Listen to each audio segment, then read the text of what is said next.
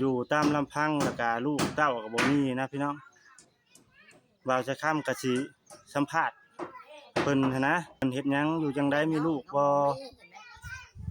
สบายดีไหมครับสบายดีสบายดี FC สบายดี อันแม่เฒ่าชื่อว่าจังได๋เนาะแม่เฒ่า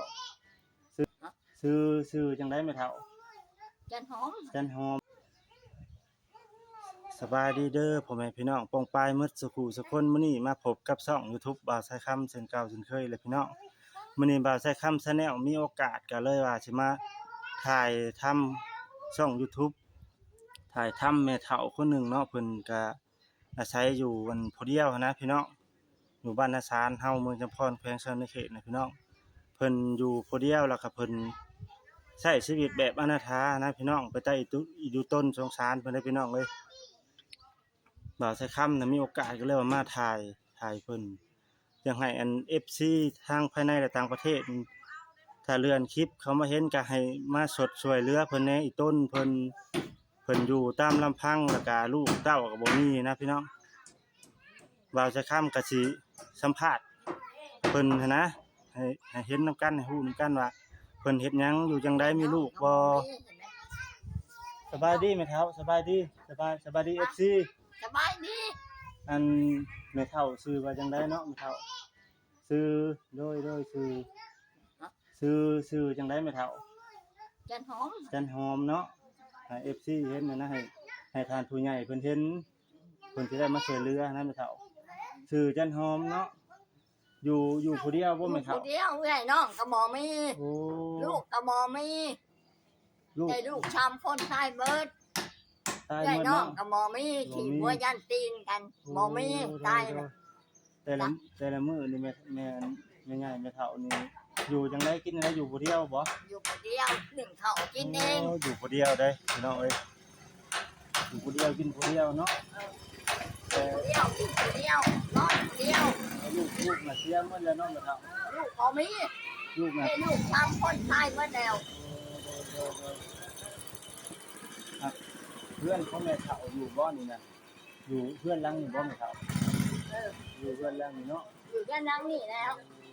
เอ้เบิดแล้วนี่พี่น้องเพื่อนเพิ่นพี่น้องตามเห็นนี่แหละพี่น้องเพื่อนเพิ่นน่ะผู้เดียวเอ้ยน้องก็บ่มี โอ้ไอ้น้อง พ่อแม่ก็ตายเมื่อแล้วไอ้น้องก็ตายเมื่อแล้วโดยได้ลูกชามคนก็ตายเมื่อแล้ว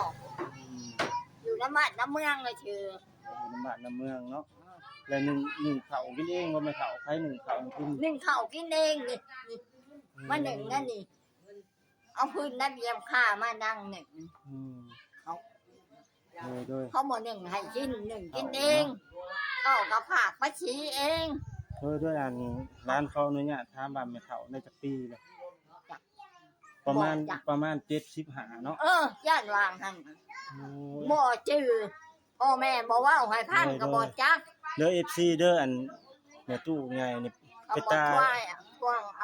าอีต้นเพิ่นได้ถ้าว่าผู้ใหญ่ใจดีอยู่ฝั่งไทยบ่หรือว่าอยู่ประเทศใดก็ตามที่ว่ามาเห็นคลิปนี้มาช่วยเหลือเพิ่นแน่บ่มีผู้ป้อนเงินป้อนหยังเลยนะอีต้นเพิ่นให้ภาคฮ้อนบ่ได้ใต้ให้บ่จังมันเป็นยังชายไผเขาต่อมาโดยงุ่มอยู่กินข้าวก็กินก็หากินไปน้ำขู่น้ำคนบางมื้อน่ะนะหากินไปน้ำคนลูกเต้าก็บ่มีตายปลาหมดอยู่คนเดียวตามลำพังพี่น้องคิดเอาเลยพี่น้องถ้าได้ก็ได้กินหาบ่ได้ก็บ่ได้กินโดยถ้าว่าลำบากตอนยังหนุ่มนี่อาจสิไข้กว่าตอนเฒ่าได้พี่น้อง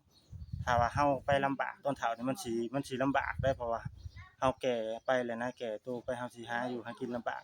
ฝากเด้อพี่น้องฝากถึง FC ที่ว่าเดือนเขามาเห็นผู้ใหญ่ใจดีบ่ทางฝั่งไทยทางสหรัฐทางใดก็ตามมาช่วยเหลือเพิ่นแน่มาเอาข้าวเอาหยังมาประกอบส่วนมาให้เพิ่นกินแหน่ว่าคือบ่าวใช้คำ Channel นี่ก็เฮ็ดช่อง YouTube มาใหม่ก็บ่ทันได้อันได้เงินหันนะจังว่ามาถ่ายทำมาถ่ายอันความลำบากของแม่ตู้คนหนึ่งอยู่บ้านนาสารเมืองจำพรแขวงเขตนั่นนี่ให้เห็นหันนะคันว่าสิฝากมาเป็นเงินน่ะคนถูกยากอยากให้อันมาให้เองนะบ่าวใช้คำบ่อยากรับเงินของผู้ใดนะเพราะว่ามันสิมีประเด็นมื้อหน้าว่าเอาเงินจังซั่นซี่นะบ่าวใช้คำอยากให้เอาเงินมาให้ฮอดเพิ่นโลดมีมาม่ามีข้าวบ่ มีเงินแล้วแต่สิให้หั้นนะมาหาเพิ่นโลดเนาะแม่เฒ่าเนาะให้มาฮอดเฮือนโลดบ่อยากให้โอนมาให้บ่าวสักคำจังว่ามันสิเป็นอันดราม่ามันสิเป็นอันบุลีกันว่าเอาเงินฉันสิบ่อยากมีประเด็นหั้นนะบ่าวสักคำบ่อยากรับเงินหั้นนะให้มาช่วยเหลือเพิ่นอีต้นเพิ่นอยู่ผู้เดียวนี่พี่น้องเฮือนเพิ่นก็ได้ให้ดิถ่ายเฮือนให้เพิ่นเห็นก่อนครับอันนี้เฮือนเพิ่นน่ะพี่น้องเฮือนเพิ่นพี่น้อง เพื่อนกาแฟมาแล้ว นี่พี่น้องเฮือนก็ดิ เออ น้องเด้อสิถ่ายให้เบิ่งเด้อพี่น้องเด้อ เพื่อนกะหาบ้านเมืองเฮ็ดให้เพ่มาแล้ว อันนี้พี่น้องเฮือนเพิ่นก็ดิลำบากอะลีได้อพี่น้องเอ้ยบ่แม่นหาว่าเอาได้เด้อเฮือนเพิ่นอยู่ผู้เดียวตามลำพังใต้อีดูต้นเด้อพี่น้อง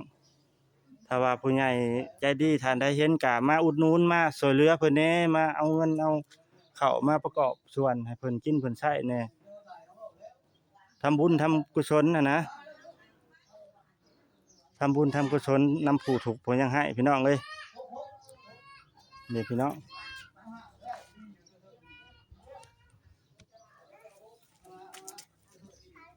ผากเพิ่นแหน่แม่เฒ่าผากเพิ่นแหน่อันผากเพิ่นแหน่อันถ้าว่าอันบ่สะดวกมันยังก็ให้โทรมาก่อนก็ได้บอกเพิ่นนั่นนี่มีบ่เบอร์บ่มีเด้เนาะเบอร์พี่น้องนี่แถวนี้เนาะ ฮะ มีแต่ให้เขาเจ้ามาหาแล้วเนาะกันว่าเขาเจ้านะให้เขาเจ้ามาหา หม เนาะ อมีหยังหมอมีโทรศัพท์ละจิบหมอมีหยังนะ ให้เขาเจ้ามาหาแล้วเนาะ เออ โอเคเบิ่งก็เด้อ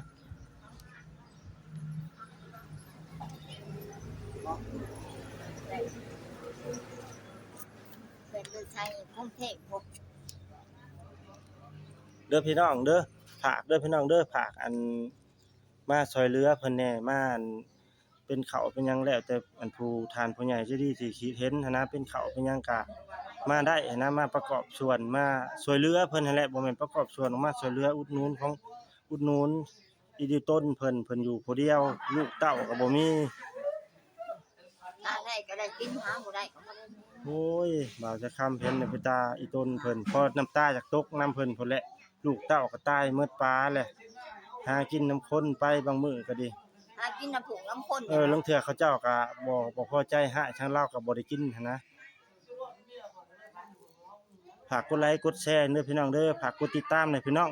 ติดต่อมาทางบ่าวสะคำ Channel เด้อถ้าท่านผู้ใหญ่คนใดที่ว่าอยากมาช่วยเหลือมาซัปพอร์ตมาอุปถัมภ์เพิ่นหั้นนะติดต่อมาทางช่อง YouTube บ่าวสะคำ Channel สบายดีพี่น้องสบายดีนะครับหนบมือใช่เพิ่นนี่ สบายดี มาช่วยเหลือแม่เฒ่าแน่สิว่าแม่เฒ่ามาช่วยเหลื มา อ ช่วยเหลือผู้เฒ่าแน่ แม่เฒ่าลำบากสิแม่เฒ่าลำบากสิมาช่วยเหลือแน่ เฒ่าลำบากได้อยู่คนเดียว โดยได้เพิ่นว่าเอาน่ะเพิ่นอยู่ผู้เดียว สบาย บริเวณเฮือนเพิ่นพี่น้องเอ้ยเบิ่งนำกันเด้อพี่น้องเพิ่นอยู่ตามภาษาเพิ่นบางวันน่ะพี่น้องอยู่ตามภาษาเพิ่นคันว่าลำบากตอนที่ว่ายังหนุ่มน้อยก็บ่เป็นหยังหรอกพี่น้องอันนี้มาลำบากตอนบั้นปลายชีวิตอันนี้ก็สิเป็นบ่อนเพิ่นนึ่งข้าวลงมานึ่งข้าวกินอันนี้เพิ่นนั่งอยู่หาแม่เฒ่าฝากถึงผู้ใหญ่ใจดีเด้อถ้าว่าเห็นคลิปนี้ก็มาช่วยเหลือเพิ่นแหน่มาบ้านก็อยู่บ้านนาซานหากติดต่อมาทางช่อง YouTube บ่าวไสคำก็ได้อันนี้บ่อนเพิ่นนึ่งข้าวเพิ่นเฮ็ดกินอยู่ไปตามภาษาเพิ่นอันนี้บ่ได้เพื่อนเพิ่นตามเพื่อนเพิ่นพี่น้องอยู่ผู้เดียวพี่น้องเอ้ย